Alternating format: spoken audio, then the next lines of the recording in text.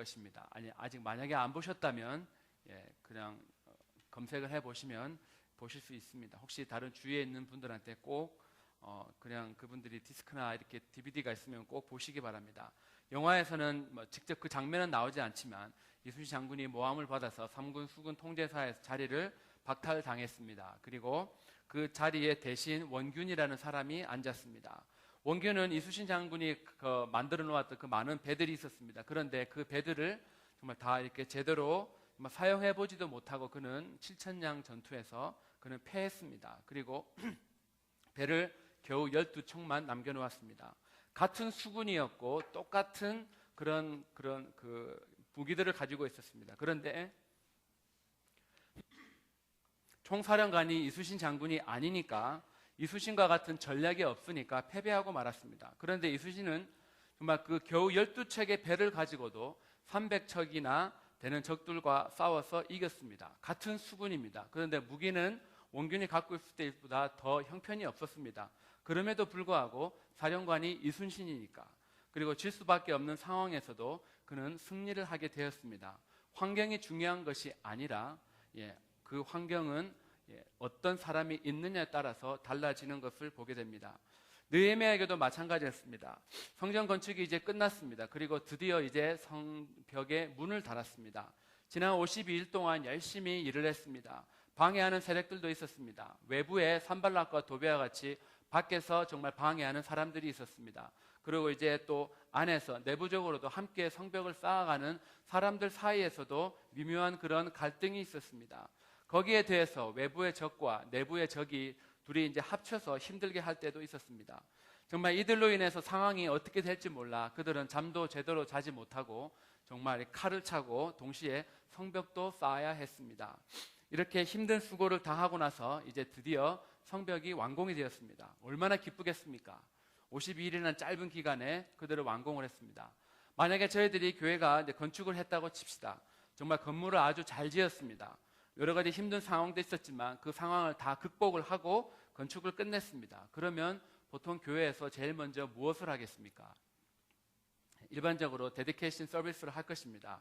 정말 이 침례교 지방의 솔렉 지방의 디렉터를 새로운 디렉터도 초대하고 이 지역에 있는 한인교회 목사님도 초대하고 유타에 남아있는 이 대학체험교회 출신들 모든 사람들을 다 초대해서 아마 근사하게 성전 봉헌식 같은 것을 할 것 같습니다. 근데 실제로는 저 같으면 안 하겠습니다. 근데 느헤미야도 힘들게 공사를 다 끝냈습니다. 참으로 기쁩니다.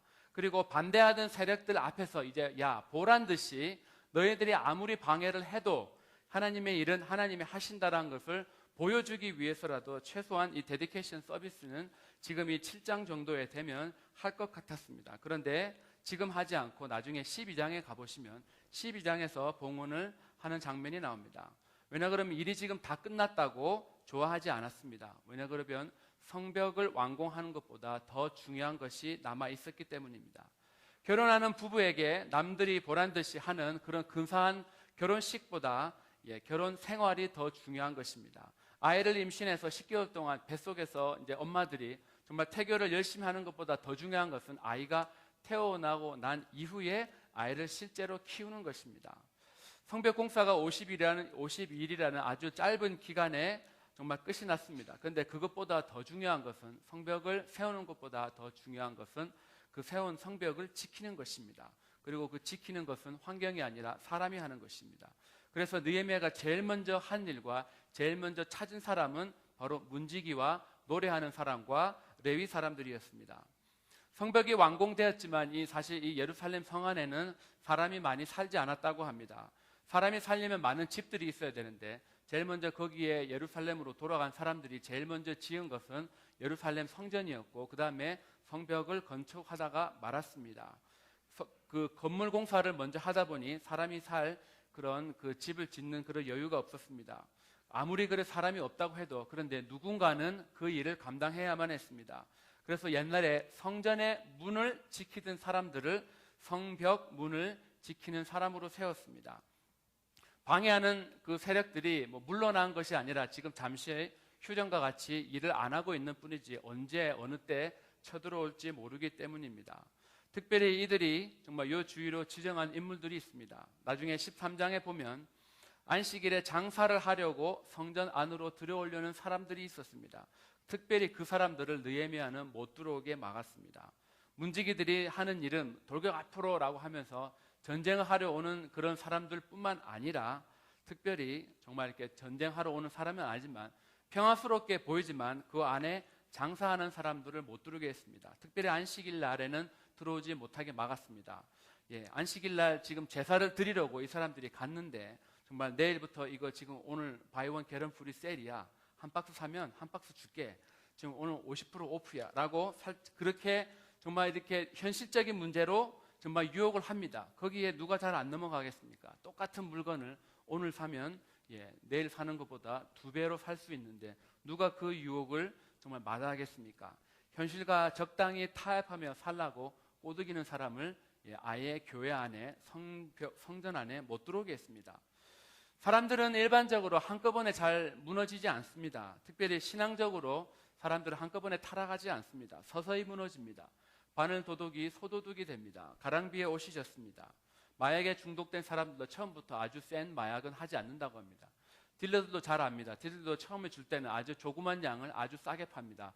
그리고 그것이 시간이 좀 지나면 이렇게 점점 중독이 센 것으로 그리고 완전히 중독이 되면 비싼 것으로 이렇게 팔아먹는다고 합니다. 처음 시작할 때는 아주 작은 것으로 시작합니다. 아담과 하와가 사단의 유혹에 넘어갈 때도 마찬가지였습니다.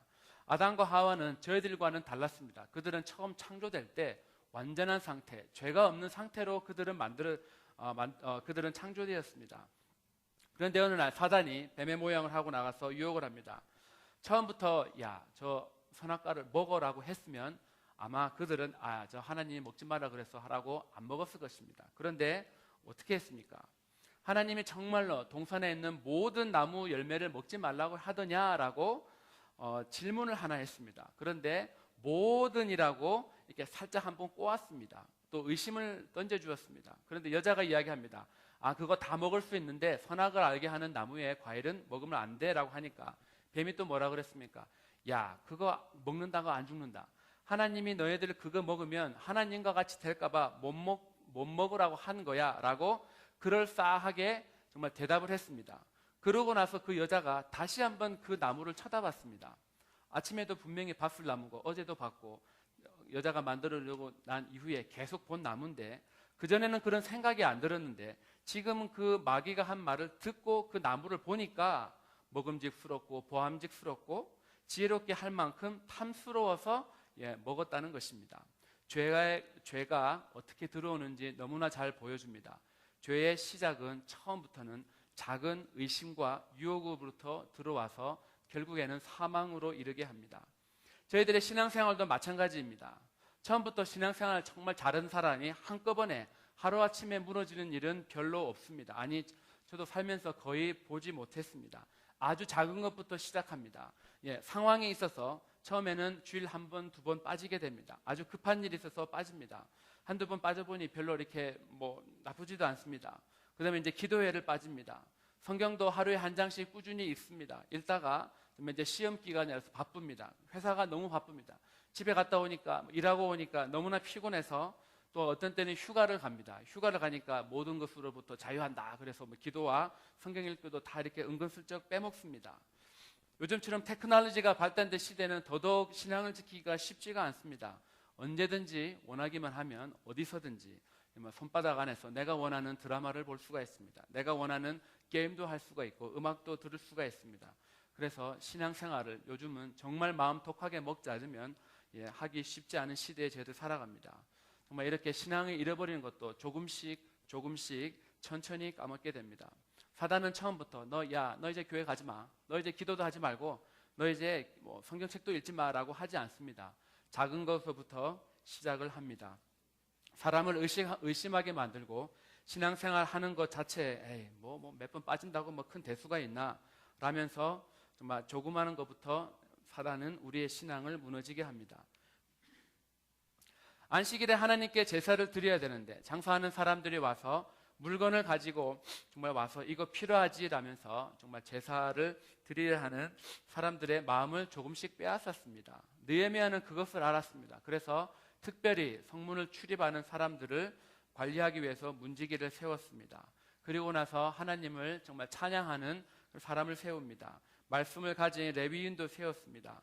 느헤미야는 그 어떤 것보다 영적인 일에 신앙적인 것을 잘 지키는 사람을 군인보다 먼저 앞서 세웠습니다. 그 다음에 세운 사람은 자기 동생 하나니와 또한 영문의 관원이었던 하나냐였습니다. 이름이 아주 비슷합니다. 이 두 사람은 예루살렘을 같이 다스리게 하였습니다. 하나냐라는 사람은 제가 가지고 있는 그 옛날에 나온 성경을 보면 위인이 충성되어 하나님을 경외함이 무리에서 뛰어난 자라고 했습니다.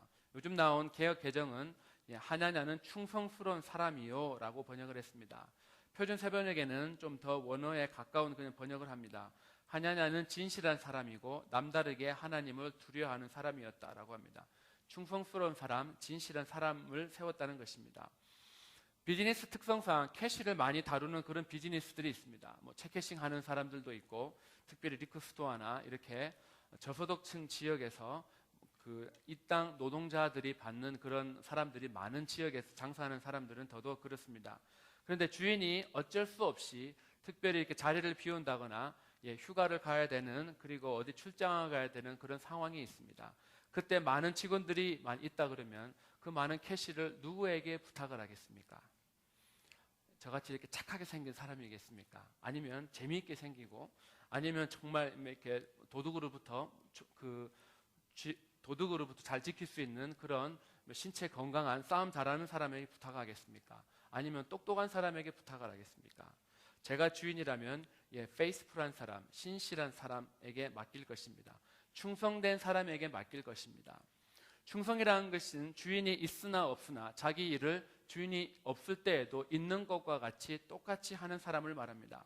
교회 파킹랏에 떨어진 휴지나 담배꽁초를 줍는 일, 같이 작은 일, 남들이 알아주지 않는 일이나 정말 교회 운영위원이 되어서 교회의 그런 큰 일들을, 여러 가지 일을 계획할 때도 동일한 자세로 하는 사람을 충성된 사람이라고 합니다. 자기가 섬기는 정말 사람이 힘이 있을 때나 없을 때나 한결같이 섬기는 사람을 이야기합니다. 자기한테 잘하면 잘해주고 그렇지 않으면 잘못해 주는 것이 없이 누구에게나 한결같이 하는 사람입니다.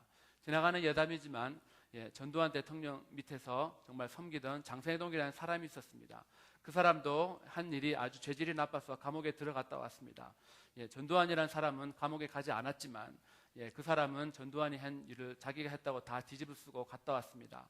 그리고 감옥을 살다 나왔습니다. 그리고 나서 그 사람이 그 영치금, 감옥에 있을 때 받은 모두 영치금을 다 가지고 와서 제일 먼저 찾아간 곳은 바로 전두환 집이었다고 합니다. 그리고 나서 휴가 잘 다녀왔습니다 라고 자기가 모은 돈을 드렸다고 합니다.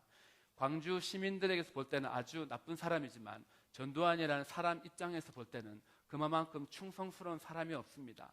자기가 권력에 있는 자리에 있을 때나 권력이 없어서 속된 말로 개털이 되었을 때도 그는 한결같이 동일한 자세로 그 사람을 섬겼기 때문입니다.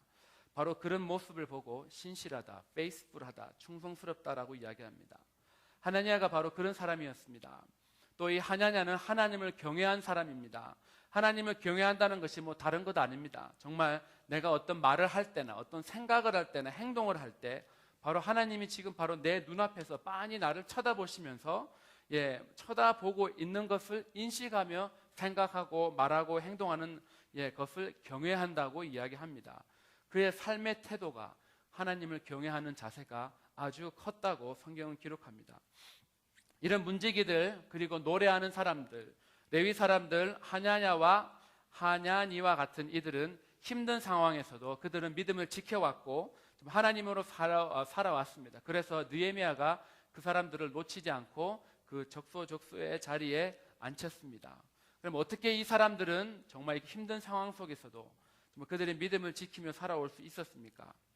이 7장 5절 이하에 보면 정말 느헤미야가 바벨론에서 1차로 예루살렘으로 돌아왔던 사람들의 그런 명단을 자세히 이렇게 보여주고 있습니다. 이 명단은 에스라서 2장에도 나오는 그런 명단입니다. 처음 사람들이 바벨론의 포로로 잡혀갔습니다. 그래서 70년간 그곳에서 정착을 하면서 살았습니다.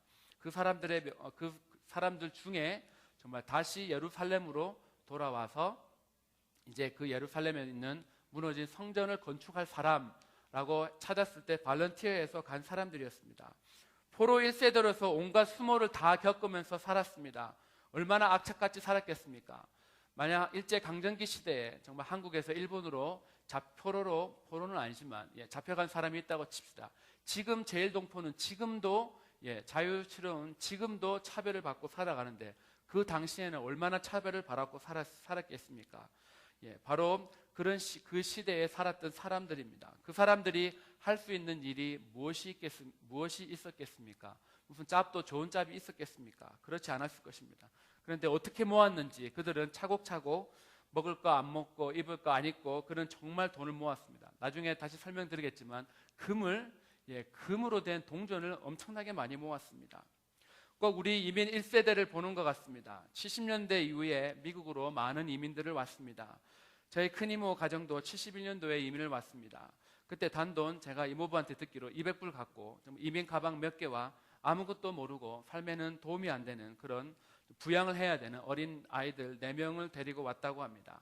그 덕에 정말 그 이모부 가정이 고생한 덕에 정말 저희들도 89년대에 이민을 올 수 있었습니다. 저희 부모님도 비슷했습니다. 가진 돈 별로 없고 이민 가방 몇 개에 정말 투베드로 아파트에 살 그 조그마한 집만 가지고 저와 여동생, 남동생 3남매를 데리고 오셨습니다. 영어 못하고 기술 없고 가진 것 없는 사람이 무슨 일을 할 수 있었겠습니까? 겨우겨우 열심히 일해서 마련한 작은 가게는 4.29 폭동으로 또한 없어지는 것도 경험했습니다. 지금이야 이렇게 웃으면서 제가 폭동 피해자 자녀입니다 이렇게 제가 이렇게 웃으면서 이야기할 수 있지만 그때 당시에는 정말 모두 다 심각했습니다. 유태에 정착한 올드 타이머들 많은 이야기를 듣지 못했지만 그냥 짐작만을 할 수 있습니다. 특별히 이 지역에는 이 지역만의 종교로 인해서 정말 내가 크리스찬으로 살아간다는 것이 얼마나 힘든지 믿음을 지키며 산다는 것이 경제적으로 얼마나 많은 사회적으로도 얼마나 많은 그런 디스어드밴티지가 있는지 모릅니다. 특별히 이 지역에 정착한 성도들은 더더욱 힘들었을 것입니다. 마켓이나 식당이나 다른 하는 상점들이 다른 지역에 비해서 없었던 초창기에 살았던 분들은 더더욱 열악한 환경에서 지냈을 것입니다. 이런 상황에 지냈던 그런 포로들, 에스라서 1장에 보면 그 포로로 잡혀갔다가 이제 예루살렘 성전을 건축하기 위해서 제일 먼저 귀환한 사람들이 어떤 사람이었는지 설명하는 그런 부분이 나옵니다. 에스라 1장 5절에 보면 유다와 베냐민 족장들과 제사장들과 레위 사람들과 무릇 그 마음이 하나님께 감동을 받고 올라가서 예루살렘 여호와의 전을 건축하자 하는 자가 다 일어났다고 했습니다. 느헤미야 7장과 마찬가지로 2장에 또 나오는 사람들의 이름인데 이들의 숫자는 다 합치면 42,360명이었습니다. 70년 전에 예루살렘 성전이 다 파괴가 되었습니다. 저 옆에 있는 우리 교육관 건물이 수도관이 터져서 한동안 한 1년 정도 방치를 해놓았습니다. 밑에 지금은 다 깨끗하게 고쳐져서 얼마나 잘 되어 있는지 모르지만 그 방치된 부분이 얼마나 지저분한지 본 분들은 알고 있습니다. 하물며 70년 동안 방치된 그런 건물은 어떻겠습니까? 얼마나 많은 쓰레기가 나오며 얼마나 많이 치워야 되겠습니까? 그 지저분하고 힘든 일을 하려고 그것으로 발런티어 해갔던 사람들입니다. 그 사람들의 자손들과 후손들이 바로 지금 느헤미야가 세웠던 문지기와 노래하는 자들과 레위 사람들과 하나니와 하나니였습니다. 처음 예루살렘 성전을 건축하기 위해서 도착한 사람들이 제일 먼저 한 일이 있었습니다. 에스라 3장에 보면 이스라엘 하나님의 단을 만들고 하나님의 사람 모세의 율법에 기록한 대로 번제를 드렸다고 기록합니다. 그리고 그들은 하나님 앞에 즐겁게 예물을 드렸습니다. 그들이 제일 먼저 한 일은 바로 예배였습니다. 어떤 예배의 모습이었는지 에스라 3장 11절에서 13절에 보면 자세히 나와 있습니다. 제가 읽어드리겠습니다.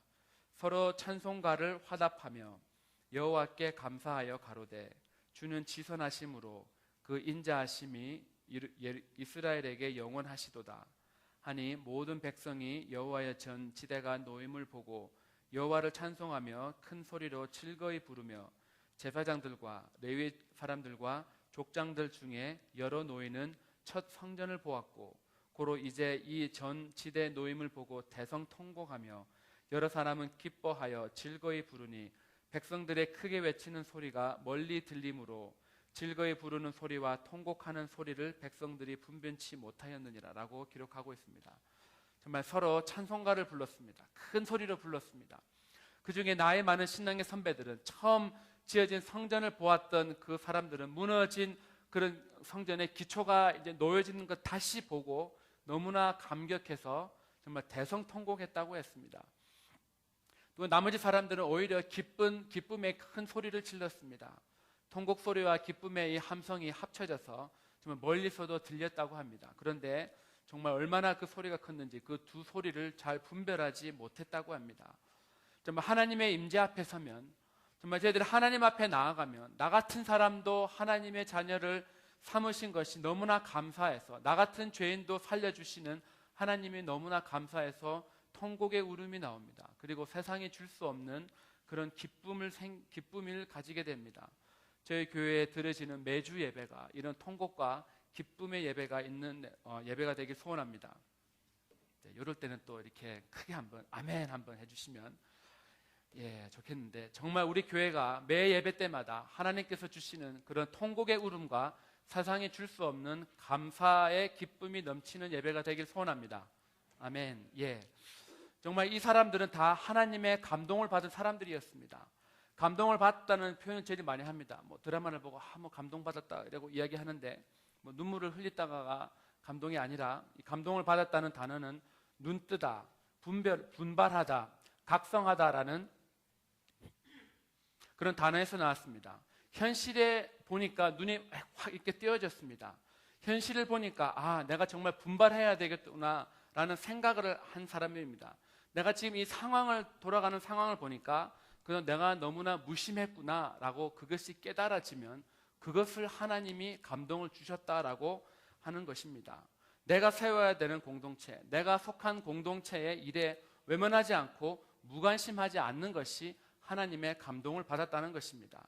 이런 사람들의 자손들과 후손이 바로 느헤미야가 정말 세웠던, 느헤미야와 함께 성벽을 세웠던 사람들입니다. 이들은 직접 힘든 일을 하는 것뿐만 아니라 자기들이 가진 그런 물질로도 헌신했습니다. 7장 70절에서 72절을 읽어보시면 어떤 족장들은 금 1천 다릭을 드렸고, 또 어떤 족장들은 1만 다릭, 2만 다릭 뭐 이렇게 나옵니다. 금을 설명할 때, 금의 분량을 설명할 때 다릭이라는 그런 단어를 사용했습니다. 영어 성경에는 드라크마라고 되어 있습니다. 그런데 신약에 나오는 드라크마와 이 구약에 나오는 드라크마의 그 양은 조금 다릅니다. 이스라엘 사람과 그 헬라어, 로마 사람들의 그런 그 분량 표현이 조금 다르기 때문입니다. 이 다릭은 페르시아 왕국의 왕이었던 다리오 1세 때 발행된 금으로 만든 코인을 이야기합니다. 무게가 대략 3온수 정도 되었다고 합니다. 제가 어젯밤에 정말 지금 1온수에 금이 얼마 하는지 어젯밤에 웹사이트에 가서 찾았습니다. 지금 어젯밤 그 마감 기준으로 1327불입니다. 그러면 금 코인 한 개 얼마 하는지 이해가 되시겠습니까? 코인 하나에 거의 4,000불, 지금 돈으로 바꾸면 거의 4,000불이나 되는 아주 값이 나가는 그런 귀한, 가치가 그런 많은 그런 코인입니다. 그러면 정말 이게 지금 총 4만 1,000개의 코인을 이 사람들이 정말 헌금으로 냈습니다. 오늘날의 시세로 바꾸면 6,500억 불입니다. 아무도 억을 안 하시네요. 6,500만 불이 아니라 6,500억 불이니까 이게 큰 돈인지 아닌지 우리는 감동도 없습니다. 그죠? 지금 지구가 지금 이 시간에도 정말 시속 거의 1,000마일로 돌아가고 이렇게 뺑뺑뺑뺑 돌아가고 있는데 저희들이 아무것도 못 느끼는 이유는 우리가 감지할 수 있는 것 이상이 되기 때문에 못 느낍니다. 정말 돈도 너무나 이렇게 우리가 생각을 못하는 금액이 되면 아무리 억불이라 그래도 우리가 이 돈이 돈인갑다 그럽니다. 하여튼 어마어마한 그런, 오늘날의 시세로 바꾸면 정말로 어마어마한 그런 금액입니다. 물론 그 사람들이, 포로로 된 사람들이 이 정도로 어마어마한 금액은 아니었지만 그들에게는 이런 엄청난 그런 돈이었습니다. 포로로 살면서 무슨 일을 해서 이렇게 엄청난 금을 모았겠습니까? 그 많은 금을 사람들이 다 내놓았습니다. 7장에 보면 거의 110명이 넘는 사람들이 그런 이름들이 나옵니다. 그 사람들 중에는 어떤 사람들은, 어떤 족장들은 역사를 위하여 보조하였고, 또 어떤 총독은 금 1천 다릭과 대접 50과 제사장의 의복 530불 드렸다고 했고, 또 어떤 족장들은 금 2만 다릭, 또 나머지 백성은 금 2만 다릭 이렇게 나옵니다. 한두 명의 많은 사람들이 성벽을, 정말 성전을 세우는데 필요한 경비를 감당하지 않았습니다. 물론 저희들이 성경을 읽어보면 가장 많이 헌금을 한 사람이 분명히 여기에 지금 나와 있습니다. 족장들과 총독이었습니다. 그런데 누가 봐도 많이 했는데 이름을 분명히 알 수 있을 정도의 지위가 높은 사람인데 성경은 기록하고 있지 않습니다. 아니, 아예 관심이 없습니다. 많은 사람들 중, 몇몇 사람들 중, 정말 많은 사람들 중에 몇 사람이 많이 드린 것은 사실이지만 성경은 그냥 어떤 사람으로 표시하고 넘어갔습니다. 그리고 나머지 백성들도 그만큼 드렸다고 성경은 적어 놓았습니다. 그러면 어떤 공동체가 정말로 아름다운 공동체가 되겠습니까? 어떤 교회가 정말 행복한 교회고 정말 사람들이 계속 오고 싶어 하는 그런 교회가 되겠습니까? 바로 이 어떤 족장들, 어떤 총독, 나머지 족장들이 많은 교회가 아니겠습니까? 분명 누가 많이 봐도 그 사람의 직업이나 비즈니스 규모를 보면 저 사람이 뭐 이렇게 헌금을 하는 양을 보면 분명히 이렇게 외형적으로는 많이 할 만도 한데 정말 그 다른 어떤 성도들과 똑같이 정말 교회에서 그 사람을 특별 대우하지도 않고 정말 그 다른 교회들과 한 사람, 그저 교회 내 한 사람으로 대우하는 곳, 아니 이름이 드러나지 않을 정도로 정말 그 사람을 정말 대우받고 대우하는 곳, 그 교회가 정말 건강하고 아름다운 교회가 아니겠습니까? 하나님이 원하시는 교회는 헌금을 많이 하고 교회 봉사 많이 하는 사람과 그렇지 않은 사람이 똑같이 대우받는 그런 곳이고 그렇게 대우하는 사람들이 있는 교회입니다. 거기에 대한 리워드는 사람에게서 받는 것이 아니라 나중에 하나님 앞에 가서 하나님께서 직접 그 리워드를 해 주실 것입니다. 저희 대학체험교회가 바로 이런 교회가 되기를 소원합니다. 그거를 가능하게 할 수 있는 힘은 빌립보서 2장 3절에 나와 있습니다. 아무 일에든지 다툼이나 허영으로 하지 말고 오직 겸손한 마음으로 자기보다 각각 남을 낮게 여기고입니다. 남을 이렇게 깔보고 낮게 여기라는 것이 아니라 남을 더 낮게, better than myself, 나보다 더 높게, 나보다 더 이렇게 좋게 여기라는 것입니다. 그렇게 되면 정말 저희들 서로가 서로에게 이런 질투도 하지 않을 것입니다. 교회에서 사람들을 세울 때 이런 문지기처럼 정말 신앙을 무너지게 하는 그런 현실적인 유혹을 단호하게 막아서는 사람을 세워야 됩니다. 또한 노래하는 사람들, 정말 삶에서 정말 저분을 보면 참 이렇게 항상 찬양을 하고 다니는구나, 정말 그렇게 삶의 찬양이 넘치고 감사가 넘치는 정말 그런 사람을 세워야 되는 것입니다. 또한 레위 사람들처럼 정말 하나님의 말씀, 진리의 말씀으로 무장된 사람을 정말 세워야 합니다.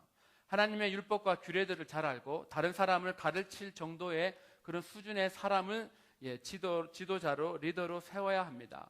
교인들이 원하고 교회가 필요로 하는 사람, 바로 이런 사람일 것입니다. 그렇다면 저희 교회에서 리더를 세운다, 안수 집사를 세운다 그러면 이런 조건을 가진 사람은 누구입니까? 저희들은 우리 교회에 누가 있지? 라고 대부분의 사람들이 생각을 하고 두리번거리며 찾을 것입니다. 하지만 그것보다 더 중요한 것이 있습니다. 그것은 바로 내가 바로 그 사람이냐, 내가 바로 그 사람 되기를 사모하고 있느냐는 것입니다. 남한테 관심을 가지는 것이 아니라, 우리 교회에 누가 이런 사람이 있지가 아니라 내가 바로 그런 사람이냐라고 나 스스로에게 그런 질문을 하는 것입니다. 예루살렘의 성벽은 하나님의 임재와 하나님이 주시는 평강에 머무르는 곳입니다. 우리 교회의 예루살렘 성벽과 같은 것을 지켜내기 이전에 내 삶에서 정말 내 개인의 예루살렘의 성벽을 지켜내는 것입니다. 하나님의 임재가 눈에 안 보이기에 내 신앙의 성벽을 소홀히 하기가 참으로 쉽습니다. 내 신앙을 넘어뜨리고 작은 것으로 유혹하는 것들이 참 많이 있습니다. 예배의 자리를 갉아먹는 것들 많이 있습니다. 그런 장사꾼들로부터 나를 정말 지켜야 되는 것입니다. 정말 대신에 내가 하루하루 살면서 정말 찬양을 드리며 성경을 읽고 책방에 가면, 인터넷에 가면 정말 찾을 수 있는 참으로 많은 성경 공부 교재들이 있습니다. 그것을 가지고 내 스스로 공부를 하면서 내 마음속에 하나님의 말씀으로 채워나가는 사람이 되면, 내가 그런 사람이 되면, 우리 가정이 먼저 그런 가정이 되면, 우리 한 사람 한 사람이 그런 사람이 되기를 소원하면 굳이 우리 교회가 그런 사람이 되어라라고 굳이 그런 사람을 찾을 필요가 없습니다. 왜냐 그러면 저희 교회는 모든 사람이 다 그런 사람들로 가득 차 있기 때문입니다. 정말 이번 가을과 겨울에는 내가 나를 세운다는 그런 마음으로 내 삶을 유혹하는 그런 작은 유혹들로부터 나를 지켜내고 찬양과 말씀으로 정말 나를 채워서 하나님의 임재가 내 삶에 넘치는 것을 경험하는 우리 모두가 되길 축원합니다. 시간 같이 한번 기도하겠습니다. 시간 정말 기도하실 때 하나님